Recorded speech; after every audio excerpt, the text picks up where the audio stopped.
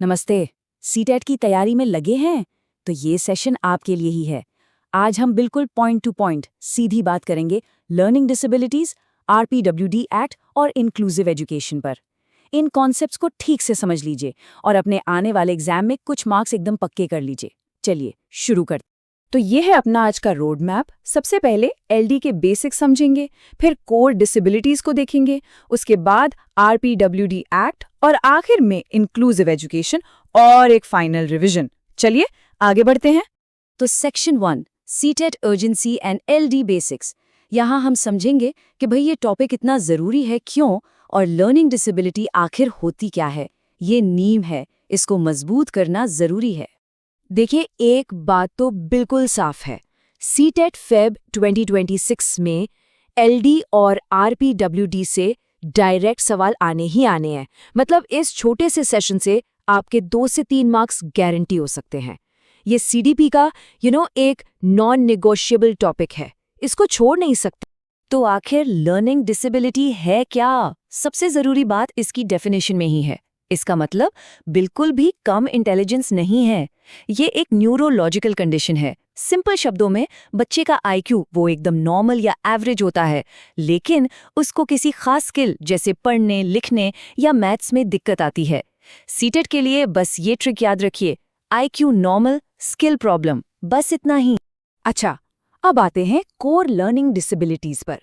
इन्हें ना dice family भी कहते हैं और एग्जाम में इन्हीं से सवाल बनते हैं। तो चलो एक एक करके इनको डिकोड करते हैं। सबसे पहला और सबसे कॉमन डिसलेक्सिया यानी पठन वैकल्य। इसमें पढ़ने और शब्दों को पहचानने में प्रॉब्लम होती है, जैसे बी को डी पढ़ लेना या 100 को वॉज पढ़ लेना। अरे तारे जमीन पर वाला ईशान याद है? बिल्कुल वही, वो इसका बेस्ट एग्जाम्पल है। सीटेट के लिए ट्रिक बहुत सिंपल है। लेक्स, ये शब्द आता है लेक्सिकन से, जिसका मतलब है डिक्शनरी, और डिक्शनरी किससे जुड़ी है? पढ़ने से। तो लेक्स मतलब रीडिंग प्रॉब्लम। चलो अगला है डिस्ग्राफिया, लेखन वैकल्य। यहाँ प्रॉब्लम है लिखने में, हैंडराइटिंग बहुत खराब होना, शब्दों के बीच में अजीब सा स्पेस छोड़ना, या फिर जो दिमाग में चल रहा है उसको आसानी से कागज पर ना उतार पाना। ये सब इसके सिम्टम्स हैं। ट्रिक एकदम आसान, ग्राफ। बस सोचो कि ग्राफ पेपर पर क्या करते हैं? लिखते हैं।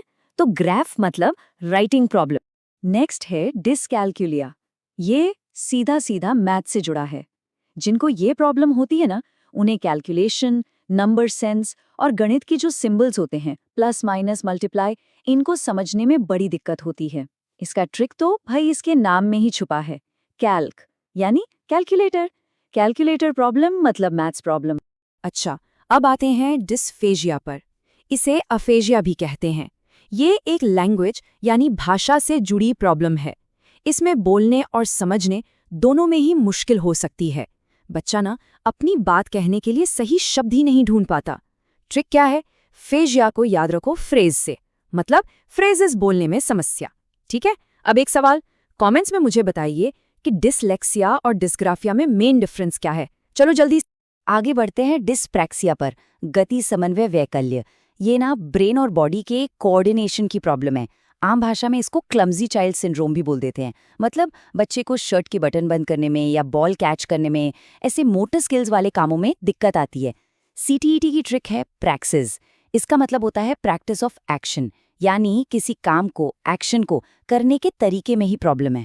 ओके, अब आते हैं कुछ ऐसी कंडीशंस पर जो लर्निंग डिसेबिलिटीज नहीं है, लेकिन सीटीईटी वाले इनको ऑप्शंस में डालकर जबरदस्त कंफ्यूज करते हैं। तो इनके बीच का फर्क समझना बहुत बहुत जरूरी है। और ये देखो सीटेट का सबसे बड़ा ट्रैप, एडीएचडी और एलडी में फर्क। एडीएचडी यानी attention deficit hyper activity disorder. इसमें 3 चीजें होती हैं, अटेंशन की कमी, हाइपर एक्टिविटी और इम्पल्सिविटी। एक बात दिमाग में बैठा लो, एडीएचडी लर्निंग डिसेबिलिटी नहीं है, बिल्कुल नहीं। इस पॉइंट को स्टार मार्क कर लो। नेक्स्ट है ऑटिज्म यानी स्वलीनता। इसमें मेन प्रॉब्लम आती है सोशल कम्युनिकेशन और इंटरैक्शन में। बच्चा आई कांटेक्ट से बचता है, एक ही काम को बार बार रिपीट करता है और अक्सर अपनी ही दुनिया में खोया रहता है। इसकी ट्रिक सिंपल है। ऑटो का मतलब होता है सेल्फ, यानी अपने आप में ही लीन रहना। ओके, अब आते हैं डिस्मॉर्फिया पर। ये अपने शरीर, अपने बॉडी इमेज को लेकर एक गलत सोच या भ्रम की स्थिति है। ध्यान रखो, ये एक मेंटल हेल्थ कंडीशन है, लर्निंग डिसेबिलिटी नहीं। सीटेट में ये ऑप्शन सिर्फ और सिर्फ कंफ्यूज करने के लिए डाला जाता है।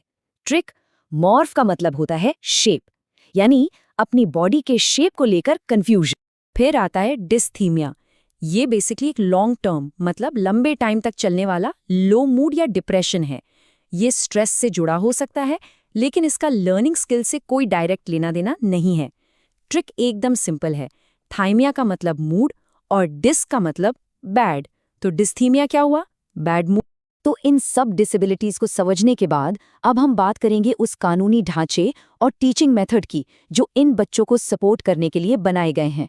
पेडागोजी सेक्शन के लिए आरपीडब्ल्यूडी एक्ट और इंक्लूसिव एजुकेशन भाई सुपर इंपॉर्टेंट टॉपिक्स हैं। चलिए अब देखते हैं आरपीडब्ल्यूडी एक्ट यानी rights of persons with disabilities act 2016। इसमें सबसे जरूरी चीज जो याद रखनी है वो है नंबर 21। हाँ, इस एक्ट के अंडर अब 21 तरह की डिसेबिलिटीज को मान्यता दी गई है। इसने 1995 वाले पुराने एक्ट को रिप्लेस किया जिसमें सिर्फ 7 थी। तो ट्रिक क्या बनी? RPWD equals to rights plus 21।